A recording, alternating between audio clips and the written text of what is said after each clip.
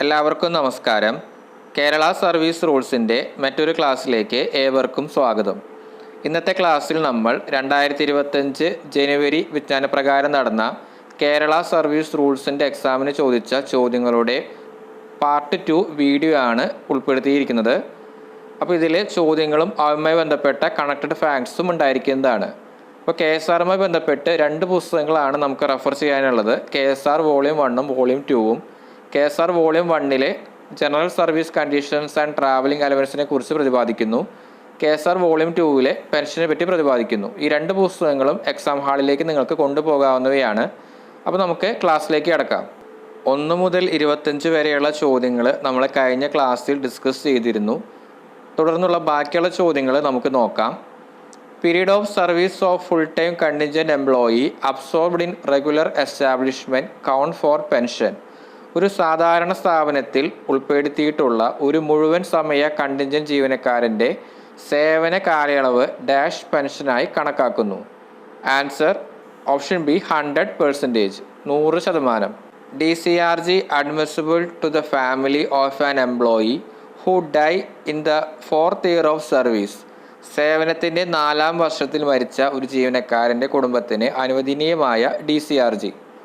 Answer option D 6 times emoluments at the time of death. മരണസമയത്ത് 6 ഇരട്ടി ശമ്പളം.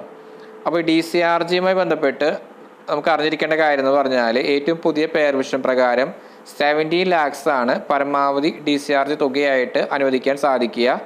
Minimum 5 വർഷത്തെ സേവനം DCRG കണ്ടുപിടിക്കാനായിട്ട് DCRG അർഹതയ്ക്ക് വേണ്ടിയിട്ട് ആവശ്യമാണ്. അതുപോലെ പരമാവധി DCRGക്കായിട്ട് കണക്കാക്കുന്ന യോഗ്യതാ സേവന കാലഘട്ടം 33 വർഷമാണ് എന്ന കാര്യം കൂടി അറിഞ്ഞിരിക്കുക. If an officer on tour is provided with free boarding and lodging, the rate of DA admissible will be. പര്യടനത്തിലിരിക്കുന്ന ഉദ്യോഗസ്ഥന് സൗജന്യ ബോർഡിങ്ങും താമസ സൗകര്യവും നൽകിയിട്ടുണ്ടെങ്കിൽ അനുവദനീയമായ DA നിരക്ക്. ഇത് പലതവണ PSC റിപ്പീറ്റ് ചെയ്ത് ചോദിച്ചിട്ടുള്ള ചോദ്യമാണ്.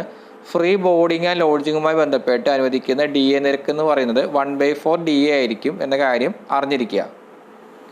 If an officer dies while in service, the period within which the deceased officer's family has to claim travelling allowance to perform journey to his home or to any other place they wish to get reside is. സർവീസിലിരിക്കെ ഒരു ഉദ്യോഗസ്ഥൻ മരിച്ചാൽ മരണപ്പെട്ട ഉദ്യോഗസ്ഥൻ്റെ കുടുംബം യാത്രാ allowance claim ചെയ്യുന്നതിനും അദ്ദേഹത്തിൻ്റെ വീട്ടിലേക്കോ അല്ലെങ്കിൽ താമസിക്കാൻ ആഗ്രഹിക്കുന്ന മറ്റേതെങ്കിലും സ്ഥലത്തേക്കോ യാത്ര ചെയ്യുന്നതിനായി യാത്രാ അലവൻസ് ക്ലെയിം ചെയ്യേണ്ട കാലയളവ്. ആൻസർ ഓപ്ഷൻ ബി 3 months, 3 മാസം. The daily allowance admissible for intermediate halts beyond 200 kilometers when the journey is performed in a department vehicle. ഒരു ഡിപ്പാർട്ട്മെൻറ്റ് വാഹനത്തിൽ യാത്ര ചെയ്യുമ്പോൾ 200 കിലോമീറ്ററിന് അപ്പുറത്തുള്ള ഇൻ്റർമീഡിയറ്റ് ഹാൾട്ടുകൾക്ക് അനുവദനീയമായ പ്രതിദിന allowance. Answer half DA, 1/2 DA. അപ്പോൾ DAയുമായി ബന്ധപ്പെട്ട ചോദ്യങ്ങളെല്ലാം കിടക്കുന്നത് KSRൻ്റെ വോളിയം 1 പാർട്ട് 2 എന്ന കാര്യം അറിഞ്ഞിരിക്കുക. A grade 1 officer performed A journey during June 2022 and claimed TA as per rules, but he has reverted to a grade 2 post with effect from March 2022, while order dated 1st August 2022. In such situations his TA claims. ഒരു grade 1 officer 2022 ജൂണിൽ ഒരു യാത്ര നടത്തുകയും നിയമങ്ങൾക്കനുസരിച്ച് TA claim ചെയ്യുകയും ചെയ്തു. എന്നാൽ 1/8/2022 ഉത്തരവ് പ്രകാരം 2022 മാർച്ച് മുതൽ പ്രാബല്യത്തിൽ വരുന്ന തരത്തിൽ ഗ്രേഡ് 2 തസ്തികയിലേക്ക് അദ്ദേഹം പുനഃസ്ഥാപിച്ചു. അത്തരം സാഹചര്യങ്ങളിൽ അദ്ദേഹത്തിൻ്റെ TA അവകാശപ്പെടുന്നത്. Answer option B not to be revised based on the above situation. മേൽപ്പറഞ്ഞ സാഹചര്യത്തെ അടിസ്ഥാനമാക്കി പുനഃപരിശോധിക്കാൻ പാടില്ല. Officers were deputed for training to any city outside Kerala. Full rate for DA for halt is admissible for first. കേരളത്തിന് പുറത്തുള്ള ഏതെങ്കിലും നഗരത്തിലേക്ക് പരിശീലനത്തിനായി നിയോഗിക്കപ്പെട്ട ഉദ്യോഗസ്ഥർക്ക് ആദ്യ ഡാഷ് ദിവസത്തേക്ക് ഹാൾട്ടിനുള്ള മുഴുവൻ DA നിരക്കും അനുവദനീയമാണ്. ആൻസർ 30 days, 30 ദിവസം. What is the daily allowance admissible to a grade 2A officer at Thiruvananthapuram who has deputed for training at a place within 8 kilometres for a period of 10 days from 1 February 2022? തിരുവനന്തപുരത്ത് 1/2/2022 മുതൽ 10 ദിവസത്തേക്ക് 8 കിലോമീറ്ററിനുള്ളിൽ പരിശീലനത്തിനായി നിയോഗിക്കപ്പെട്ട ഒരു grade 2A ഉദ്യോഗസ്ഥന് അനുവദനീയമായ ദിവസ allowance എത്രയാണ്? ഇവിടെ ആൻസർ DA നോട്ട് അഡ്മിസിബിൾ ആണ്. DA അനുവദനീയമല്ല. അദ്ദേഹത്തിന് ട്രെയിനിങ് വിത്തിൻ 8 കിലോമീറ്റേഴ്സ് ആണ് തന്നിട്ടുണ്ട്. അപ്പോൾ 8 കിലോമീറ്റർ പരിധിക്കുള്ളിൽ വരുന്ന പരിശീലനത്തിനായിട്ട് പോകുന്നവർക്ക് DA അനുവദനീയമല്ല എന്ന് മനസ്സിലാക്കുക. അതുപോലെ ഈ സർക്കാർ ജീവനക്കാരെ ഈ TA DA കണ്ടുപിടിക്കാനായിട്ട് 4 ഗ്രേഡുകളാക്കി തിരിച്ചിട്ടുണ്ട്. Grade 1 officer, grade 2A officer, grade 2B officer, അതുപോലെ ഗ്രേഡ് 3, ഗ്രേഡ് 4 എന്നിങ്ങനെ തരംതിരിച്ചിട്ടുണ്ട്.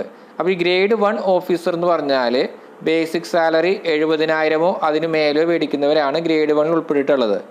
ഗ്രേഡ് 2A ഓഫീസർ 59,300-നും 70,000-നും ഇടയ്ക്ക് ബേസിക് പേ മേടിക്കുന്നവരാണ്.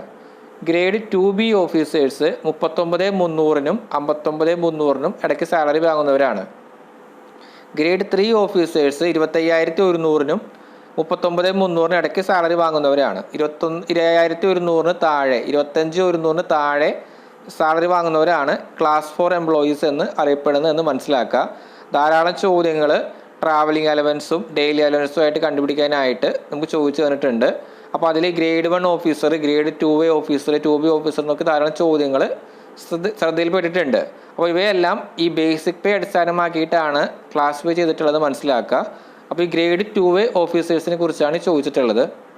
അപ്പോൾ ഗ്രേഡ് 2A ഓഫീസേഴ്സ് എന്ന് പറയുന്നത് 59,300-ന് മേലെ ബേസിക് പേ വാങ്ങുന്നവരാണ് എന്ന കാര്യം കൂടി മനസ്സിലാക്കുക. An officer working in the regional office of a department in the 4th floor of Vikas Bhavan was transferred to his district office housed in the 2nd floor of the same building and relieved on the afternoon of 3rd September 2022. When should he join the new office? Vikas ഭവനിലെ 4ാം നിലയിലുള്ള ഒരു വകുപ്പിൻ്റെ regional ഓഫീസിൽ ജോലി ചെയ്തിരുന്ന ഒരു ഉദ്യോഗസ്ഥനെ അതേ കെട്ടിടത്തിലെ 2ാം നിലയിലുള്ള ജില്ലാ ഓഫീസിലേക്ക് സ്ഥലം മാറ്റി 3/9/2022 ആഫ്റ്റർനൂണിൽ പിരിച്ചുവിടുകയും ചെയ്തു. അദ്ദേഹം എപ്പോഴാണ് പുതിയ ഓഫീസിൽ ചേരേണ്ടത്? അപ്പോൾ ഇവിടെ ചോദ്യത്തിൽ ജോയിനിങ് ടൈമുമായി ബന്ധപ്പെട്ട ചോദ്യമാണിത്. അപ്പോൾ ഈ ക്വസ്റ്റ്യനിൽ അവർ പറഞ്ഞിട്ടുണ്ട് സെയിം ബിൽഡിങ്ങിലോട്ട് തന്നെയാണ് ട്രാൻസ്ഫർ ചെയ്തിട്ടുള്ളത്. അപ്പോൾ ഇമ്മീഡിയറ്റ് ആയിട്ട് അദ്ദേഹം ജോയിൻ ചെയ്യേണ്ടതുണ്ട്. അപ്പോൾ ഇദ്ദേഹത്തിന് പിരിച്ചുവിട്ടിട്ടുള്ള തീയതി എന്ന് പറഞ്ഞിട്ടുള്ളത് 3rd September 2022 ആഫ്റ്റർനൂൺ ആണെന്ന് പറഞ്ഞിട്ടുണ്ട്. അപ്പോൾ തൊട്ടടുത്ത ദിവസം ഫോർനൂണിന് തന്നെ അദ്ദേഹം ജോലിയിൽ പ്രവേശിക്കേണ്ടതുണ്ട്. അപ്പോൾ ആൻസറായിട്ട് വരുന്നത് ഓപ്ഷൻ B ആണ്. 4/9/2022 ഫോർനൂണിന് അദ്ദേഹം സേവനത്തിൽ പ്രവേശിക്കേണ്ടതാണ്. Who among the following is not a member of the family while claiming transfer TA? Transfer TA claim ചെയ്യുമ്പോൾ താഴെ പറയുന്നവരിൽ ആരാണ് കുടുംബത്തിൽ അംഗമല്ലാത്തത്? അതായത് ഒരു ഉദ്യോഗസ്ഥനെ ഇപ്പോൾ ട്രാൻസ്ഫർ ചെയ്യുകയാണെങ്കിൽ അദ്ദേഹത്തിന് ട്രാൻസ്ഫർ ടിഎക്ക് അർഹതയുണ്ട്. അപ്പോൾ ഫാമിലി ഒന്നടങ്കാണ് ട്രാൻസ്ഫർ ചെയ്യുന്നതെങ്കിൽ അതിൽ ഈ ഫാമിലി എന്ന ഗണത്തിൽ പെടുന്നത് പെടാത്തത് ആരൊക്കെയാണെന്ന കാര്യം നമ്മൾ അറിഞ്ഞിരിക്കേണ്ടതുണ്ട്. അപ്പോൾ ഈ ഫാമിലി എന്ന ഗണത്തിൽ പെടുന്നത് അദ്ദേഹത്തിൻ്റെ ഭാര്യ, അദ്ദേഹത്തിൻ്റെ മക്കൾ എന്നിവർ മാത്രമാണ്. അപ്പോൾ ഇവിടെ ആൻസറായിട്ട് വരുന്നത് ഓപ്ഷൻ C ആണ്, പാരൻസ് ഓഫ് ദ ഓഫീസർ. അതായത് ആ ഉദ്യോഗസ്ഥന് മാതാപിതാക്കൾ ഒരിക്കലും ഈ TA ക്ലെയിം ചെയ്യുമ്പോൾ, ട്രാൻസ്ഫർ TA ക്ലെയിം ചെയ്യുമ്പോൾ കുടുംബത്തിലെ അംഗമായിട്ട് പരിഗണിക്കില്ല എന്ന കാര്യം മനസ്സിലാക്കുക. The additional daily allowance entitle to an officer when travelling in class 1 hilly ട്രാക്ട്സ്.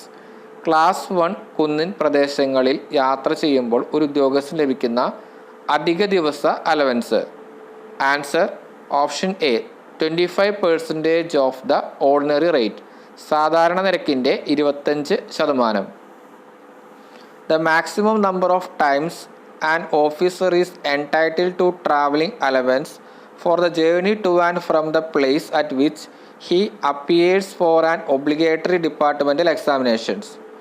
നിർബന്ധിത വകുപ്പ് തല പരീക്ഷയ്ക്ക് ഹാജരാകുന്ന സ്ഥലത്തേക്കും തിരിച്ചുമുള്ള യാത്രയ്ക്ക് ഒരു ഉദ്യോഗസ്ഥനെ യാത്രാബത്തയ്ക്ക് അർഹതയുള്ള പരമാവധി തവണകൾ.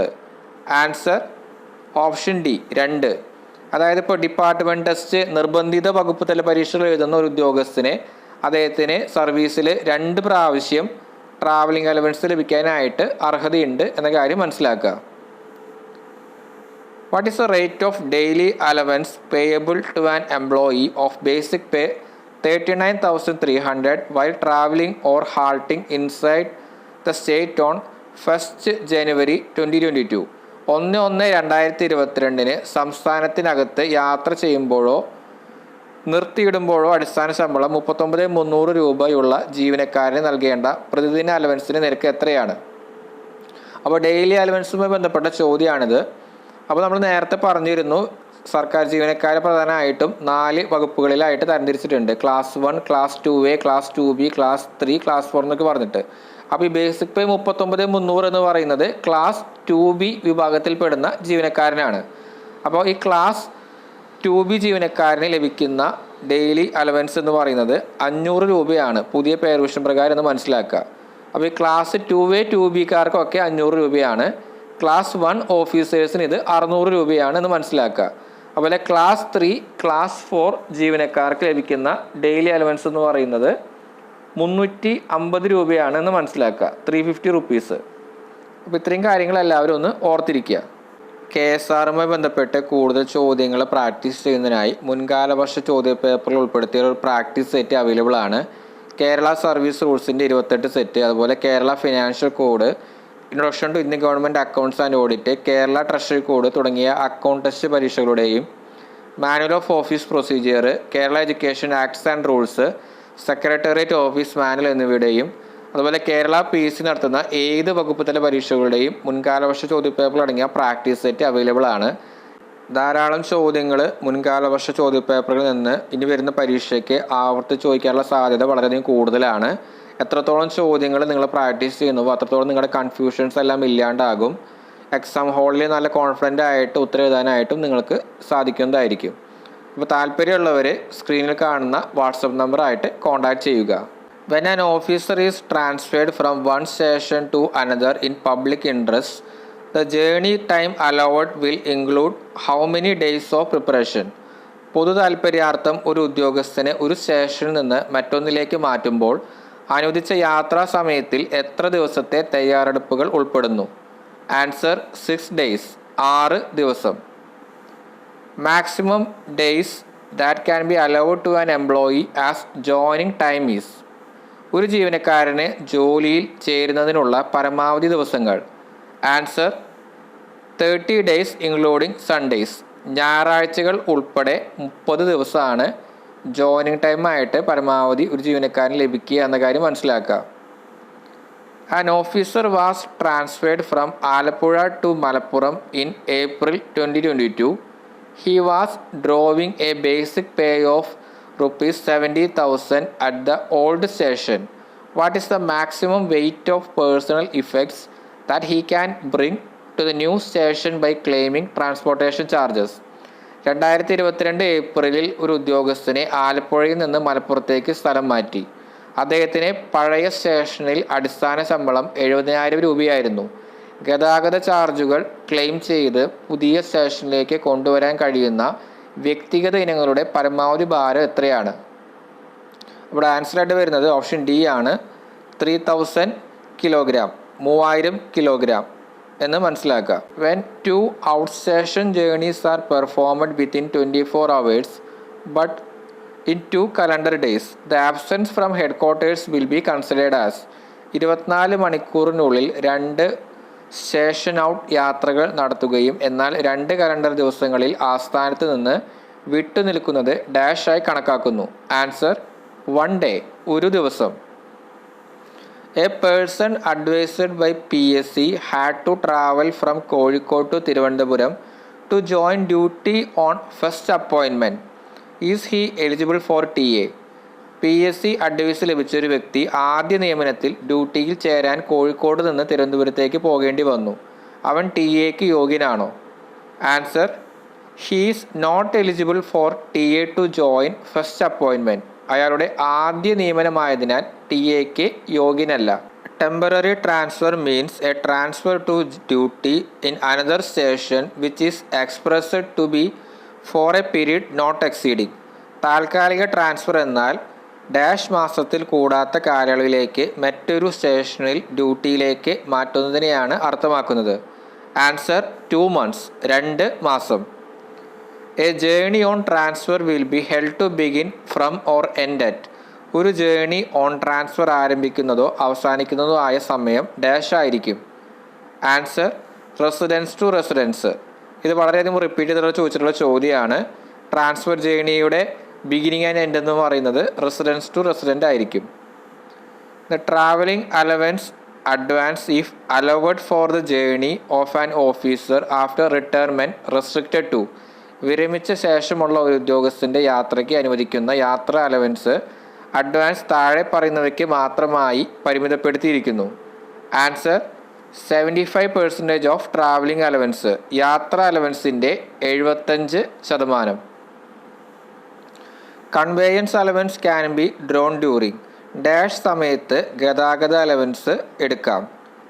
Answer absence from headquarters. ഹെഡ് ക്വാർട്ടേഴ്സിൽ നിന്നുള്ള അഭാവം. When an officer is placed under suspension while on leave without allowance. Allowance ഇല്ലാത്ത അവധിയിലായിരിക്കെ അല്ലെങ്കിൽ ശൂന്യവേതനാവധി കാലയളവിൽ ഒരു ഉദ്യോഗസ്ഥൻ സസ്പെൻഷനിലായിരിക്കുമ്പോൾ. Answer leave will not be cancelled and will not be eligible for subsistence allowance. Leave റദ്ദാക്കില്ല, ഉപജീവന അലവൻസിന് അർഹതയുമില്ല. അതായത് ഇപ്പോൾ ഒരു ജീവനക്കാരന് ശൂന്യവേതനാവധിയിലായിരിക്കുമ്പോൾ അദ്ദേഹത്തിന് സസ്പെൻഷൻ കൂടി വരികയാണ്. അപ്പോൾ ആ സമയത്ത് അദ്ദേഹത്തിൻ്റെ ലീവ് ക്യാൻസൽ ചെയ്യാൻ സാധിക്കില്ല. അതുപോലെ ഇദ്ദേഹത്തിന് സബ്സിസ്റ്റൻസ് അലവൻസിന് അർഹത ഉണ്ടായിരിക്കില്ല എന്ന കാര്യം കൂടി അറിഞ്ഞിരിക്കുക. Dies non period shall be counted for the purpose of. Dies non കാലയളവ് കണക്കാക്കുന്നത് താഴെ പറയുന്ന ആവശ്യങ്ങൾക്കാണ്. അതായത് നോ പേ നോ വർക്കിനെയാണ് ഡയസ്നോൺ എന്ന് പറയുന്നത്. അതായത് പണിമുടക്കിൽ പങ്കെടുക്കുന്നതിനായിട്ട് ഒരു ജീവനക്കാരൻ അനധികൃതമായിട്ട് ജോലിക്ക് ഹാജരാകാതിരിക്കുന്നതിനെയാണ് ഡയസ്നോൺ പീരീഡ് എന്ന് പറയുന്നത്. അപ്പോൾ ഈ ഡയസ്നോൺ പീരീഡ് പ്രൊബേഷന് ബാധിക്കും. പ്രൊബേഷൻ പീരീഡിലാണ് ഡയസ്നോൺ എടുക്കുന്നതെങ്കിൽ അദ്ദേഹത്തിൻ്റെ പ്രൊബേഷൻ നീണ്ടുപോകാനായിട്ട് സാധ്യതയുണ്ട്. പക്ഷേ ഡയസ്നോൺ പീരീഡ് പെൻഷന് വേണ്ടി പരിഗണിക്കുന്നതാണ്. അപ്പോൾ ഡയസ്നോൺ പീരീഡ് ഈ ഏൺ ലീവ് കാൽക്കുലേഷനൊന്നും പരിഗണിക്കില്ല. പക്ഷേ ഹാഫ് പേ ലീവിൻ്റെ കാൽക്കുലേഷന് ഡയസ്നോൺ പീരീഡ് പരിഗണിക്കുന്നതാണ്. അപ്പോൾ ആൻസർ ആയിട്ട് വരുന്നത് ഓപ്ഷൻ ബി ആണ്. ഹാഫ് പേ ലീവ് ഡയസ്നോൺ പീരീഡിനെ പരിഗണിക്കുന്നതാണ്.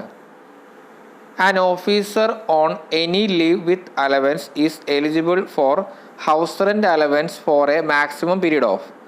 അലവൻസോട് കൂടിയ ഏതെങ്കിലും അവധിയിലുള്ള ഒരു ഉദ്യോഗസ്ഥന് പരമാവധി ഡാഷ് ദിവസത്തെ വീട്ടുവാടക അലവൻസിന് അർഹതയുണ്ട്. ആൻസർ 180 days, 180 ദിവസം. അപ്പോൾ ഇത്രയാണ് 2025 ജനുവരി വിജ്ഞാനപ്രകാരം നടന്ന കേരള സർവീസ് റൂൾസിൻ്റെ ക്വസ്റ്റ്യൻസും അതിൻ്റെ കണക്റ്റഡ് ഫാക്ട്സിൻ്റെ പാർട്ട് 2 വീഡിയോ. ധാരാളം ചോദ്യങ്ങൾ മുൻകാല വർഷങ്ങളിൽ നിന്ന് ആവർത്തിച്ച് വന്നിട്ടായിട്ട് ശ്രദ്ധയിൽപ്പെട്ടിട്ടുണ്ട്. അപ്പോൾ കൂട്ടുകാർ നിരന്തരം കൂടുതൽ ചോദ്യങ്ങൾ പ്രാക്ടീസ് ചെയ്യാൻ ശ്രദ്ധിക്കുമല്ലോ. മറ്റൊരു ക്ലാസ്സിൽ പുതിയ വീഡിയോ ആയിട്ട് കാണാം. Thank you.